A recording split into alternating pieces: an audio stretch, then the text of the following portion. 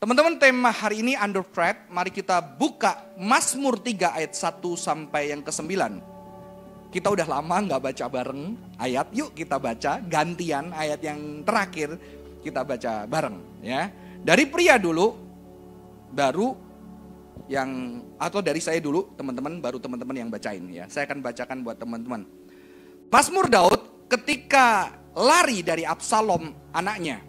Ya Tuhan, betapa banyaknya lawanku, banyak orang yang bangkit menyerang aku.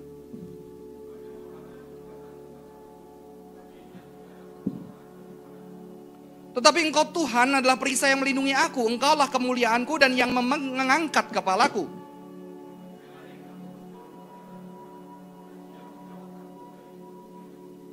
Aku membaringkan diri lalu tidur, aku bangun sebab Tuhan menopang aku.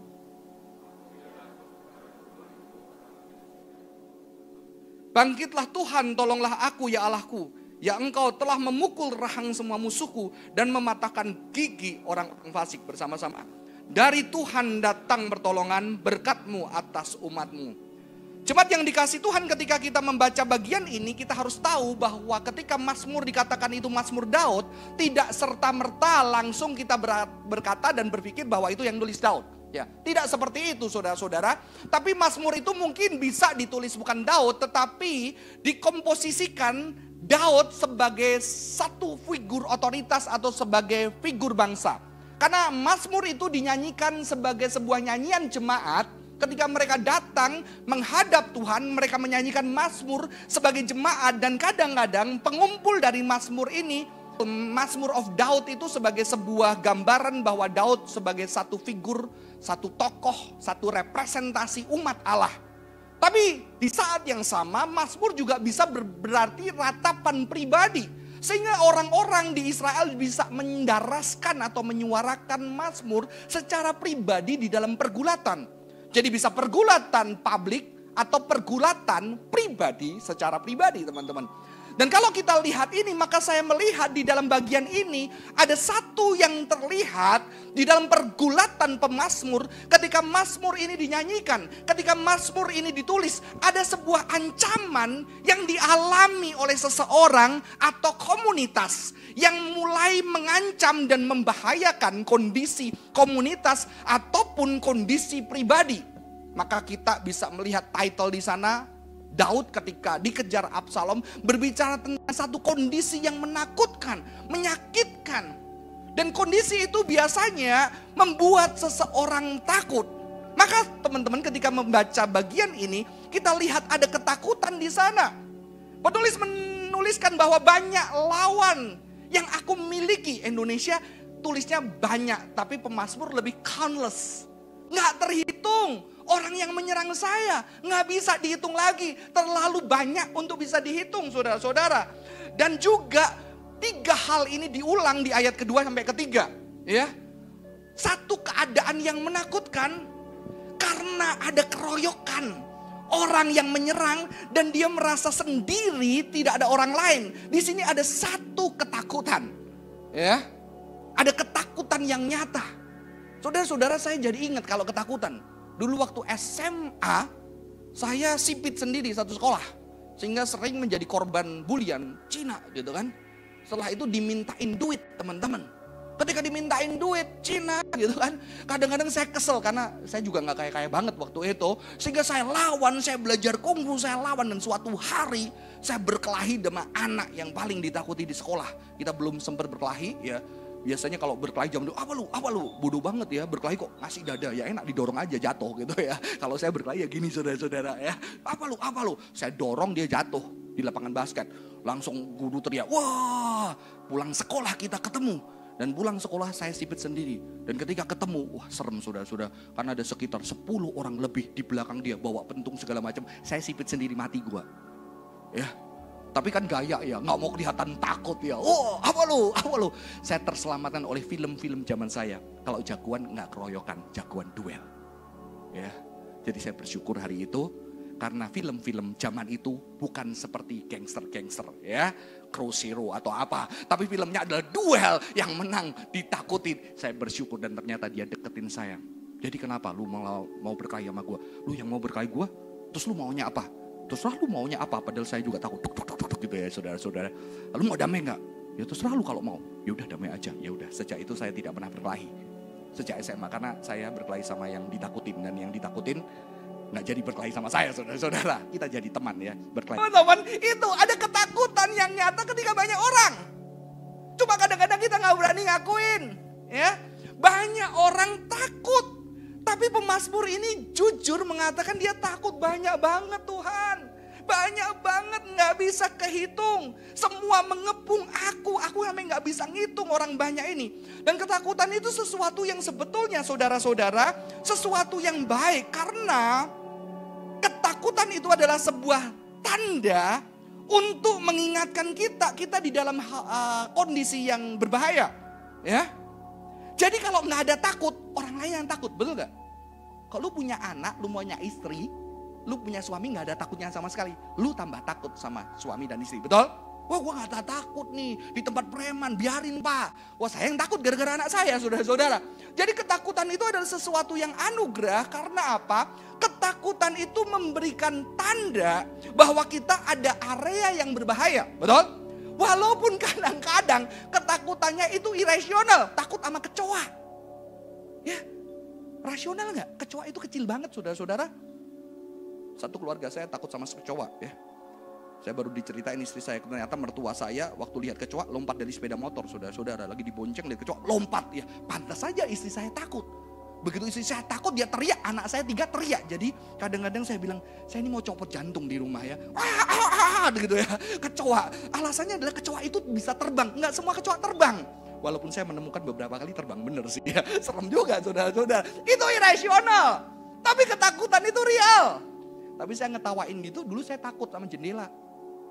Ya, kenapa? Banyak ketakutan dari anak kecil takut sama toilet. Ya, saya punya anak teman saya nanti kalau punya anak dia nggak mau duduk toilet, toilet, karena dia nonton film kartun anak kesedot ke toilet, saudara-saudara ya. Ada ketakutan yang irasional. Ya, kadang disembunyiin. Saya sampai lulus S1 orang nggak tahu saya takut sama jendela. Ya. Sampai suatu hari saya ketemu kakak rohani saya. Ya, ternyata dia cukup miskin untuk nggak bisa beli korden. Ketika saya nginep 3 bulan bareng sama dia mau sekolah di Jogja, dia nggak beli korden, saudara-saudara. Sehingga setiap malam jam 12 itu kelihatan pohon pisang, pohon apa aja di sana. Ya, dan saya diberikan ranjang di samping jendela.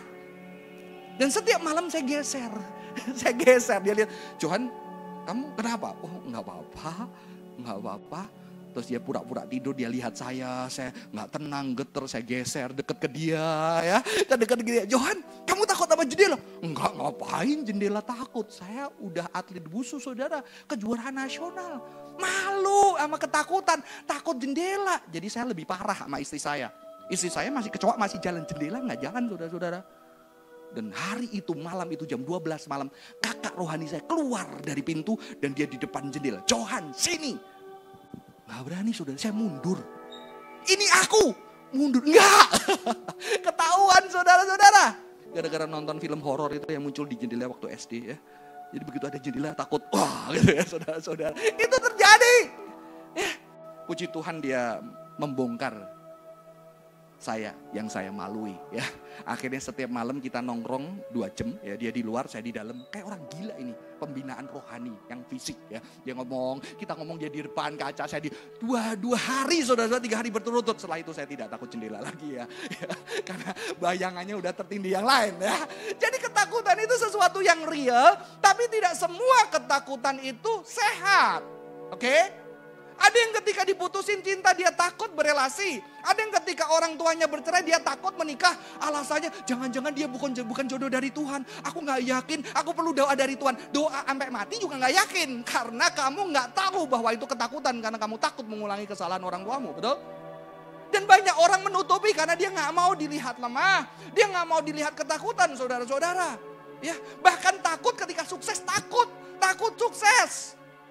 Saya ketemu orang takut sukses, kenapa? Karena ketika dia sukses, papanya sukses, bangkrut. 3 atau 4 kali, saudara-saudara. Jadi setiap dia sukses, dia takut. Setiap duitnya banyak, dia takut. Jadi lebih enak kalau nggak terlalu banyak. Karena Karena apa? Dulu dia alami sejak kecil begitu, kaya, miskin lagi, kaya, miskin lagi. Nggak enak. Ya. Banyak saudara-saudara, ketakutan itu real. Anugerah dari Tuhan kalau tubuh kita terancam dan menjaga diri kita, tetapi itu bisa sangat berbahaya. Ya, itu sangat berbahaya saudara-saudara. Maka Tristan and Jonathan Collins mengatakan ini, fear is a primal emotion. Dan ketika kita takut, kita menjadi nggak rasional. Kita nggak bisa lagi mikirin cara strategi untuk bagaimana fokus sama keputusan-keputusan yang kita ambil saudara-saudara. Dan di situ kita berubah mode kita menjadi fight or flight or freeze. Ya. Jadi orang yang ngelawan itu belum tentu orang nggak takut. Orang yang lari ya jelas takut saudara-saudara ya. Tapi yang ngelawan, makanya kalau kita lihat kisah Petrus langsung potong telinga, dia ngelawan kayaknya hebat. Tapi sebetulnya dia ketakutan. Dan ternyata di saat yang sama lari. Dan ada yang bingung, dia freeze. Banyak pelecehan terjadi dan orang yang shock, takut itu dia jadi freeze dan dia gak bisa gerak. Pernah ngalami ketika di depan sekolah, disuruh jawab pertanyaan, ternyata Anda nggak bisa jawab dan seluruh teman tertawa sama Anda dan ketika di depan itu langsung nggak nyaman, betul? Ya freeze, bahkan ada anak-anak yang langsung kayak bisu di depan, nggak bisa jawab. Karena apa? Karena ketakutan saudara-saudara. Dan ketika ketakutan itu tiba-tiba terjadi, kita mungkin langsung jatuh ke tanah, kita lari atau kita melukai orang lain tanpa berpikir saudara-saudara. Karena kita terancam. Kalau kita terancam gigit, kayak anjing lah ya, terancam gigit. Ya, terancam dengan kehadiran orang lain kita bisa lawan saudara-saudara. Kita bisa hancurkan orang itu. Tapi di balik itu sebetulnya kita takut. Dan ketika itu datang secara perlahan-lahan, kita menjadi gak nyaman dan pengen cepat-cepat pergi. Jadi pengen ngancir itu bisa karena takut saudara-saudara. Takut ada satu figur yang mungkin kamu gak sadar. Kamu pikir itu perhatian tapi menakutkan. Ya, saya melayani ada anak yang saya suka kalau anak cowok itu saya tepok pundaknya, saya tonjok ininya saudara-saudara. Tapi ada yang saya pegang langsung. Dia gak nyaman, dia takut. Ya, takut. Ada kalau ngajar kungfu, begitu tangan saya ke sini, padahal saya pasti nggak nonjok dia, saudara-saudara. Jadi kalau belajar kungfu sama orang yang nggak bisa pasti ketonjok, sakit. Tapi kalau sama yang pinter, kalau ketonjok nggak sakit, karena dia udah bisa kontrol badannya. Ya. Begitu saya gini udah, saya langsung nanya, lu pernah digebuk sama bapak lu ya? Banyak. Ada trauma, ada takut. Dan itu dirasakan secara tubuh saudara-saudara. Jonathan and Tristan juga mengatakan seperti ini.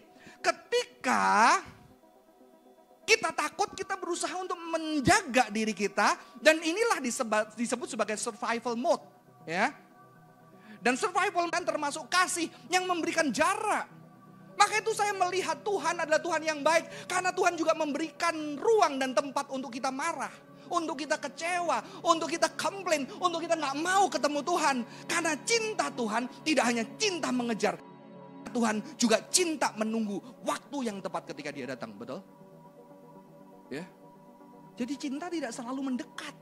Cinta itu juga menjauh ketika cinta kita bisa melukain orang lain. Ya. Maka boleh nanti kalau punya pacar, punya pasangan, tolong ya.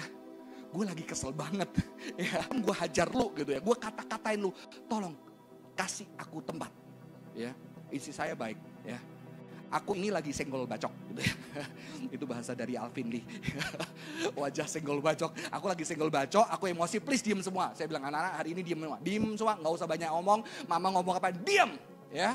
Karena hari ini kalau ngomong habis loh, gitu ya. Tapi dia kasih tahu karena apa? Karena dia nggak mau ngelukain dan dia tahu dia sedang nggak bisa handle dirinya. Saya juga sering gitu. Aku lagi nggak pengen diajak ngomong, tolong di mobil diem semua dulu, diem, please, aku nggak kuat. Kapal gampang sekali meledak. Ya, saudara-saudara, ini jadi penting. Kadang-kadang kebaikan kita bisa merambah hal yang lain. Ada anak yang datang sama saya, dia bilang, kok gua pengen cerita sama lu, tapi gue belum siap. Ya ngapain lu ngomong gitu ya. Tapi dia bilang gitu. Tapi saya melihat, oh anak ini mengajarkan sesuatu pada saya. Dia pengen terbuka tapi dia belum siap. Maybe someday. Ada anak lagi yang datang saudara-saudara, gue pengen terbuka dan dia udah terbuka ya.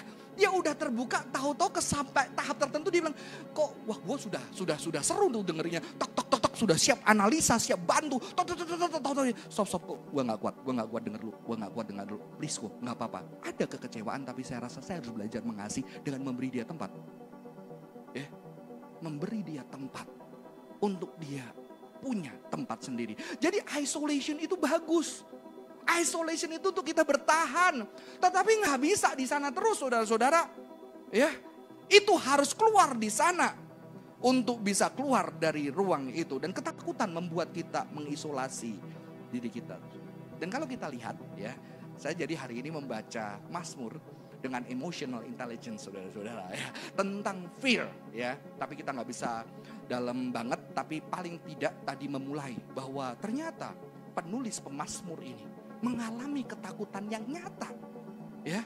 Tapi kadang-kadang orang Kristen tidak memberikan ruang untuk ketakutan.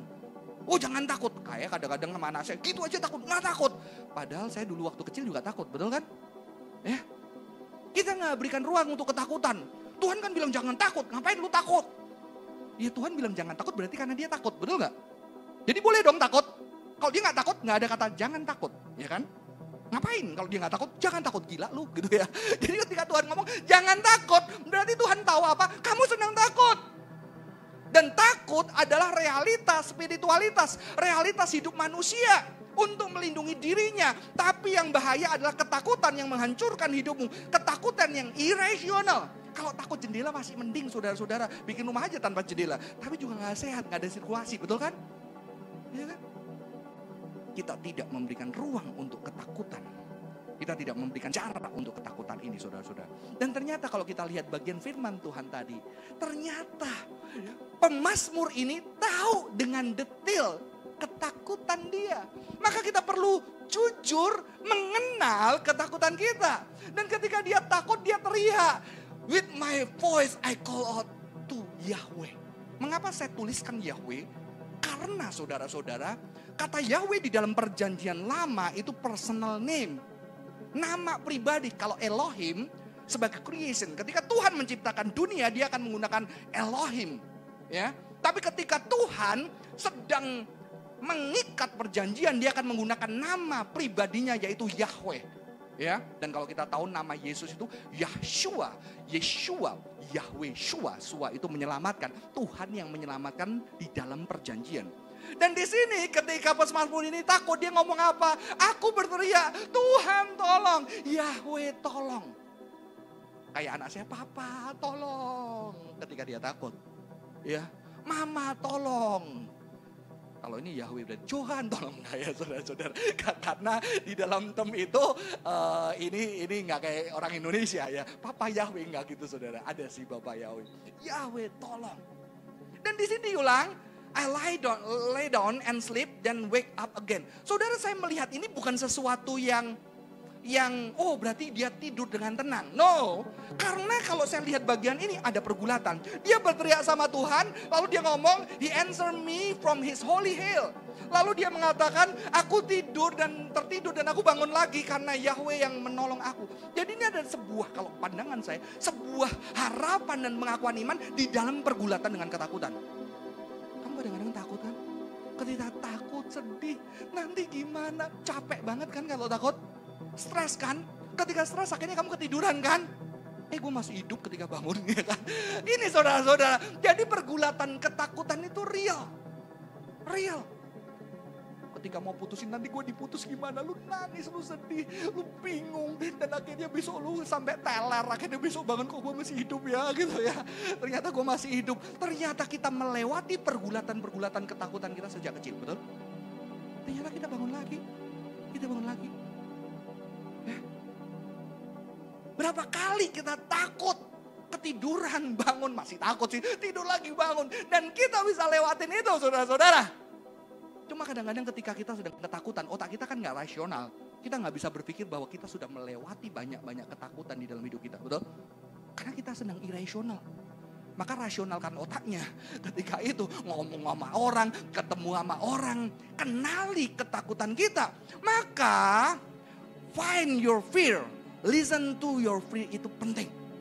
Banyak orang Kristen berdoa, dia nggak berani lihat hal dalam hatinya. Banyak orang berelasi, dia nggak berani lihat dalam hal hatinya. Saya mungkin sudah pernah cerita. Sering kita pakai konsep-konsep. Saya dulu nggak setuju. Saya cemburuan orangnya. Tanya istri saya, posesif dulu. Ya, setika posesif saya cemburuan. Suatu hari istri saya mau panjat gunung. Saya sebetulnya bilang, kamu nggak pernah olahraga, ngapain panjat gunung? Nggak usah. Kamu larang-larang aku, pacaran masih larang-larang. Iya kan kamu nggak pernah olahraga. Ya udah aku olahraga dulu. Waduh, gue pakai alasan apa lagi gitu ya. Wah, nggak bisa kalau kamu nggak olahraga gini-gini gitu kan. Nanti gini. Akhirnya kita ribut saudara-saudara. Papa gue aja gak larang, mama gue aja gak larang, lu larang-larang gitu kan. Akhirnya saya mulai tanya, kenapa sih saya gak boleh, dia boleh. Jadi saya jujur saudara, saya takut kehilangan dia. Saya takut kehilangan dia karena istri saya kan juga gak jelek-jelek amat ya, cantik lah ya. Dia cantik, saya yakin kalau di puncak gunung sama cowok-cowok, yang banyak gunung kan banyak cowok ya. Gak semua cowok baik kan ya. Saya punya teman banyak brengsek juga gitu kan. Dan itu kesempatan di atas gunung 3 hari. Kalau saya ikut aman gitu kan. Ternyata saya takut kehilangan dia. Akhirnya saya bilang sama dia, jujur sebetulnya aku marah-marah kamu karena aku takut. Aku takut kehilangan kamu. Kamu kan cantik. Pasti banyak yang suka ngobrol sama kamu. Dan itu gak ada aku. Saya bilang gitu. Dan lagian kamu sebetulnya kan gampang jatuh cinta. Sama kayak gue gampang jatuh cinta. Maka gampang jatuh. Tapi ya udahlah, aku yang penting jujur sama kamu. Ya setelah kamu kalau naik gunung ya gak apa-apa lah. Aku belajar terima. Nanti kalau kamu ketemu pacar di sana, ninggalin aku ya udah berarti kamu bukan jodohku. Gitu kan. Saya berani ngomong saudara-saudara ketakutan saya. Tahu-tahu dia nggak jadi naik gunung, nggak jadi deh katanya. Dia nggak tahu itu politik. Bukan saudara. Bukan. Itu karena keberanian jujur. Banyak orang nggak berani ngomong jujur ketakutannya. Dia pakai konsep. Akhirnya ketika datang sama Tuhan, Tuhan berkati bisnisku. Tuhan supaya aku lolos ujianku. Tuhan mati gue nggak lolos Tuhan. Tuhan tolong. Mujizat. Habis itu marah sama Tuhan. Kenapa gue nggak lolos? Kenapa gue putus cinta? Tapi dia gak berani sampai ke titik paling dalam. Kenapa kalau gagal ujian? Kenapa kalau bisnis kamu hancur? Kenapa kalau kamu putus? Apa yang paling kamu takutkan? Ternyata aku takut Tuhan. Aku takut gak diakuin orang lagi. Aku takut Tuhan gak dianggap. Karena selama ini aku yang banggakan itu yang membuat alasan hidup. Sekarang gue pinter. Tahu-tahu kalau gue gagal gue dianggap goblok. Gue gak mau. Kita gak berani sampai taraf itu. Jadi doa-doa kita hanya superficial. Di atas doang. Nggak berani sampai titik dalam. Ternyata gue takut ditinggalin dia. Karena begitu ditinggalin dia ternyata gue ngerasa nggak dicintai Tuhan.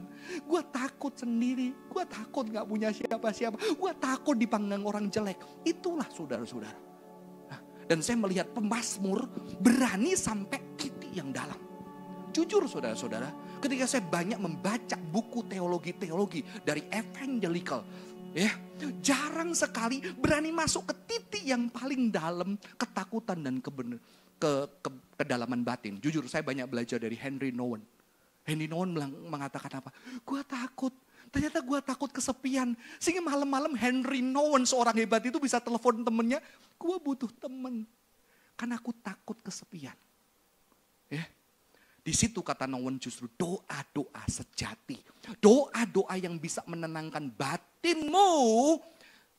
Ada di titik kamu berani ke titik paling dalam. Kenapa lu berdoa takut anakmu gak lulus kuliah? Karena mungkin lu malu kalau anakmu lulus kuliah. Jadi itu doa bukan untuk anakmu, doa untukmu. Dan harus berani jujur di hadapan Tuhan. Ternyata Tuhan gue malu gara-gara anak gue. Karena gue selalu malu dengan diri gue. Lu harus berani jujur dengan itu. Saudara-saudara, banyak doa-doa fake karena tidak berani masuk ke dalam untuk mendengarkan ketakutan-ketakutan. Ya. Dan ketika mempraktekkan ini ada doa yang Tuhan, ternyata gue takut. Tuhan, ternyata gue seneng loh dipuji. Gue takut kalau khotbah gue jelek, gue gak dapet pujian lagi. Dan saya bisa datang sama Tuhan. That is me God. Please help me. Ya, disitulah doa sejati terucap saudara-saudara. Jadi kita perlu menemukan dan jujur mendengarkan ketakutan kita. Dan ternyata pemazmur menemukan, saudara-saudara, minggu lalu kita bicara tentang shame, ya, dosa berkaitan dengan shame. Ternyata saudara-saudara, pemazmur tahu. Dan dia jujur sama Tuhan, dia mengatakan, how countless those who say of me, there is no salvation for him in God. Banyak orang Tuhan ngomongin gua, ngerendahin gua, ngomong gak ada keselamatan buat lu. Gua malu dikeroyok orang, diomongin. Nanti saudara di ayat selanjutnya Anda akan tahu, ya. Di ayat yang keempat, but you Yahweh are a shield of me. You are my glory and lift my head high. Kamu mengangkat wajahku. Jadi saya mengatakan apa? Dosa pemazmur malu. Karena dia orang yang diurapi Tuhan. Bangsa yang diurapi Tuhan sekarang hancur, terancam, lemah, kalah. Maka dia mengatakan di ayat selanjutnya, ketika Tuhan melindungi aku, dia akan membuat wajahku terangkat. Orang malu wajahnya tertunduk. Ya. Jadi pemazmur menemukan dosa. Ya, menemukan apa yang menyebabkan dia malu. Dan ketakutan ini, fear can become a big problem when we don't know why we are afraid. Tapi pemazmur tahu. Dia malu dipermalukan. Dia mau diomongin orang, dikatain orang, saudara-saudara. Banyak kita Asian, ya, karena Alkitab dituliskan dengan budaya Asian yang malu. Jangan jadi aib keluarga, jangan malu-maluin keluarga, jangan malu-maluin bapak mama, sehingga kita nuntut anak kita, jangan malu-maluin bapak mama. Sebetulnya itu adalah masalahmu, bukan masalah anakmu. Saudara-saudara, tapi berapa banyak anak yang orang tua yang berani malu ketika anaknya bikin kesalahan. Saya salut sama Pastor Raditya Olwan, dia cerita, saudara-saudara. Dia udah maluin nama keluarga, dia bandar, dia sekolah dokter, ternyata dia jadi bandar narkoba. Dia masuk penjara dan dia terkagum dengan bapaknya ketika bapak dia di penjara, bapaknya nggak malu sama dia. Kamu tetap anakku. Anak saya aneh-aneh tanya, Pak, kalau gue hamil, lu gimana Pak? Hamil di luar nikah. Ini anak saya kebanyakan nonton Korea mamanya apa ya? Gak, saudara-saudara. Saya harus jawab itu. Kalau saya hamil di luar nikah gimana Pak? Papa malu gak? Saya bilang, Papa sedih. Karena Papa ketemu banyak orang-orang yang hancur hidupnya. Ya, yang divorce, yang hancur, yang terpisah, yang ditinggalin cowok. Papa sedih karena kamu pasti terluka. Dan waktu kamu terluka, di saat itulah kamu butuh Papa. Kalau sampai seperti itu, Papa akan belajar tetap sayang sama kamu dan ada buat kamu. Saudara-saudara, ya, berani menanggung malu. Karena kekristenan bukan menyembunyikan malu. Kekristenan ditandai dengan Tuhan yang telanjang, yang dipermalukan. Tapi dia tidak malu untuk apa? Untuk mencinta. Dan kalau sampai hari ini kamu masih orang Kristen yang malu dengan keluargamu, dengan anakmu, dengan temenmu. Orang Kristen kok kayak gini, jatuh. Temen gue pelayanan jatuh dalam dosa. Lu gak perlu malu dengan mereka. Lu tanggung malu mereka. Seperti Tuhan menanggung malu kita. Ya, di atas kayu salib dengan mempermalukan dirinya. Jadi maka saya kesel banget sama orang Kristen jaim. Saudara-saudara, setiap minggu lalu saya ngomong. Jaim, faking Kristen yang pakai lipstick gincu sana sini untuk menunjukkan gua Kristen yang good. Dan itu kata Yesus seperti siapa? Seperti Farisi. Yesus memuji seorang yang berdosa yang memukuli dadanya, Tuhan, aku manusia berdosa. Yang di depan orang berdosa ngaku-ngaku, dia pukuli dadanya, aku butuh anugerah Tuhan. Saudara-saudara, ya. Saudara-saudara, ketika pemazmur bisa menyatakan ini, ya, dan dia tahu di mana titik malunya dia, saudara-saudara. Hal yang membuat dia malu ternyata direndahkan, mata kepalanya tertunduk, maka dia percaya Tuhan yang meneguhkan kepalanya. Saya akan putarkan satu video, saudara-saudara. Saya minta.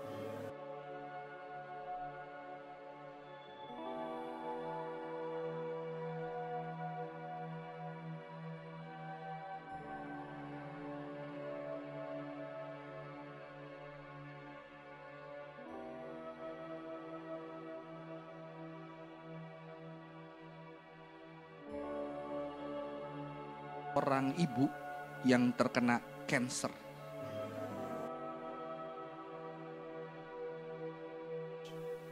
Habis karena kemoterapi rambutnya.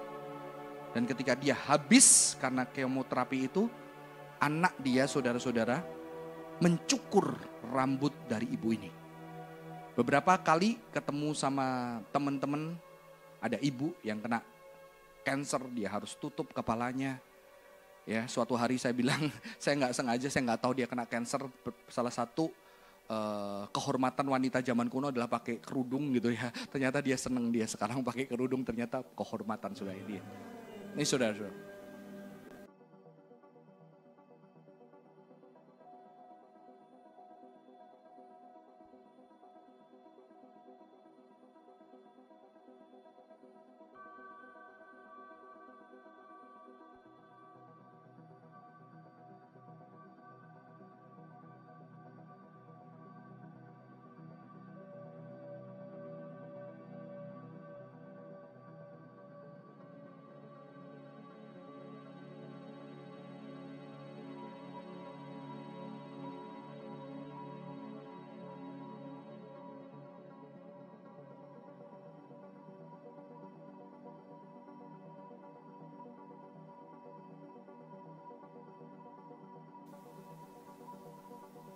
Anaknya cukur rambutnya untuk bareng sama ibunya. Supaya ibunya gak malu. Dan inilah yang dilakukan Kristus untuk kita. Untuk gak malu, takut malu. Dan saya tersentuh ketika Mazmurin mengatakan, "But you Yahweh are a shield of me. You are my glory, you lift my head.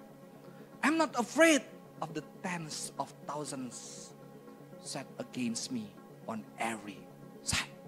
Kenapa? Karena ada Yahweh yang menjadi pelindung dia. Makanya di Alkitab menjelaskan Immanuel, God with us. Tuhan yang bareng sama kita, yang malu bareng sama kita, yang bahkan ketakutan bareng sama kita. Ada bersama dengan kita, maju di depan sebagai pelindung kita. Saya gak akan pernah lupa istri saya. Ketika saya ketakutan, saya dipecat dari satu kerjaan, saya bingung nanti gimana hidup ke depan. Saya berlutut, saya nangis. Dan istri saya cuma memeluk saya dan kita menangis berdua di hadapan Tuhan. Ya. Inilah saudara-saudara, ketakutan itu bisa dikalahkan dengan apa? Dengan kamu jujur di hadapan Tuhan, ketakutanmu yang paling dalam kamu bawa kepada Tuhan, dan di situ kamu terbuka untuk Tuhan berkarya, dan Tuhan menyatakan Dia ada bersama dengan kamu melalui Roh Kudus-Nya. Maka saya percaya ketika itu pemazmur akan melihat kisah-kisah di mana dia bisa melewati pergulatan-pergulatan hidup. Maka ketika kita sedang takut, kita perlu jujur kita takut apa. Dan biasanya ketakutan yang sama sudah kita lewati bertahun-tahun, betul? Kita udah lewatin bertahun-tahun, kita lewat sampai hari ini. Dan kita lihat Tuhan sudah menebus, Tuhan sudah bekerja, Tuhan sudah menguatkan kita melewati hal-hal tersebut selama hidup kita. Ya, kehadiran Tuhan itu penting. Sehingga saya tahu Tuhan bisa menyatakan cinta Tuhan melalui karya yang ajaib. Mungkin tidak ada orang hadir, kamu ketakutan sendiri dan kamu jujur. Tahu-tahu kamu bisa mimpi melegakan kamu. Ada yang sedih. Ketika sedih kayak gak punya siapa-siapa, dia jalan keluar rumah. Dia lihat anjing, saudara-saudara. Dan saya terharu banget. Ada satu anak, dia lihat anjing, dia bilang, "Kok gue tadi nangis lihat anjing, kenapa? Kayaknya anjing waktu natap gue dia kayak ngerti pergumulan gue," gitu ya. Karena gak ada manusia yang dia bisa pakai, ada anjing yang bisa lihat, saudara-saudara. Tuhan bisa pakai apa aja untuk menyatakan cintanya. Mungkin lihat hal yang lain. Ya. Dan saya akan akhiri khotbah saya dengan sebuah penelitian, saudara-saudara, bukan video, dari seorang tokoh ketika saya membaca satu buku tentang sentuhan dan kekristenan. Sentuhan dan kekristenan. Ternyata tokoh itu mengatakan seperti ini, saudara-saudara. Memegang tangan secara signifikan mereduksi bagian syaraf-syaraf kita yang responsif terhadap ancaman. Jadi, ketika kita sedang terancam, saraf kita tegang untuk merespon. Ternyata ketika ada orang yang memegang tangan kita, itu kita akan tereduksi ketegangan saraf kita. Kalau terlalu kencang bisa putus, saudara-saudara, ya. Dan bahkan ketika orang itu adalah completely strangers. Jadi nggak usah orang dekat, kamu takut kecoa gitu ya. Tahu-tahu ada orang pegang tanganmu, kamu kan sudah fokus, itu langsung reduce. Dan ini lebih double ketika apa? Lebih kuat ketika apa? Yang megang tanganmu adalah suami atau istri kamu. Ya, atau orang yang kamu cinta. Itu lebih kuat. Makanya anak kecil kita yang punya anak, ketika ada beri duer, siapa yang dicari? Papanya Papa Christopher. Wah, dipeluk dia tenang, saudara-saudara. Cuma kekristenan sudah kehilangan pelukan dan keluhan kasih sayang. Maka ketika banyak teman-teman kita yang sedang struggle, keluarganya struggle, saya bilang ketika takut peluk, saling peluk aja, bertiga pelukan, itu lebih menenangkan karena itu ilmiah dan Tuhan memberikan itu. Karena apa? Tuhan menciptakan manusia dengan sentuhan tangannya. Sentuhan tangannya. Ketika dia menciptakan manusia dari debu tangan dengan sentuhan tangannya dan hembusan nafasnya. Jadi kita dicipta dengan sentuhan dan hembusan. Maka ketika Tuhan mengobati orang yang buta, dia pakai liurnya dan juga pakai tangannya mengaduk untuk dioleskan. Itu berbicara tentang recreation, mencipta ulang sesuai dengan kejadian. Dan saudara tahu sentuhan itu adalah sesuatu yang powerful. Dan sentuhan kita tidak kita percayakan kepada banyak orang, betul? Saya percaya istri saya nggak nyaman kalau disentuh tangannya banyak cowok lain, ya kan? Hembusan nafas kalau dia disembur, nggak nyaman ya. Tapi ciuman yang paling dekat adalah orang yang paling dekat. Sentuhan yang paling dekat adalah orang paling dekat. Sayangnya sekarang gereja kehilangan sentuhan. Sentuhan adalah dipijet plus-plus. Sentuhan adalah di klinik kecantikan. Sentuhan ada yang di dokter. Sehingga ada orang yang bilang suka banget ke rumah sakit. Kenapa? Karena dia dirawat dan diperhatikan dan disentuh tubuhnya. Ya, saudara-saudara, manicure, pedicure, apa aja, semua berkaitan dengan sentuhan. Dan Tuhan, saya percaya, dengan konsep Immanuel dia datang bareng untuk bisa diindra melalui pada zaman dulu, melalui tabut perjanjian, mulai tiang awan, tiang api yang bisa dilihat, dirasakan kehangatannya, dirasakan keteduhannya secara tubuh. Akhirnya puncaknya dia dia turun sebagai firman yang menjadi manusia, Kristus yang bisa dirasakan secara tubuh orang-orang yang menderita pada masa itu, saudara-saudara.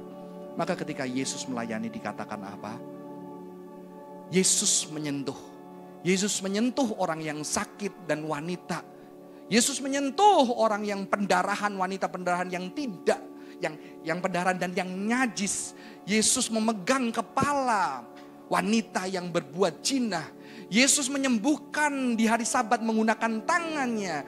Dia menyentuh orang yang sakit dan anak-anak. Dia juga memberikan dirinya untuk disentuh oleh orang-orang yang najis, wanita dan anak-anak yang beringus, pemungut cukai dan orang berdosa.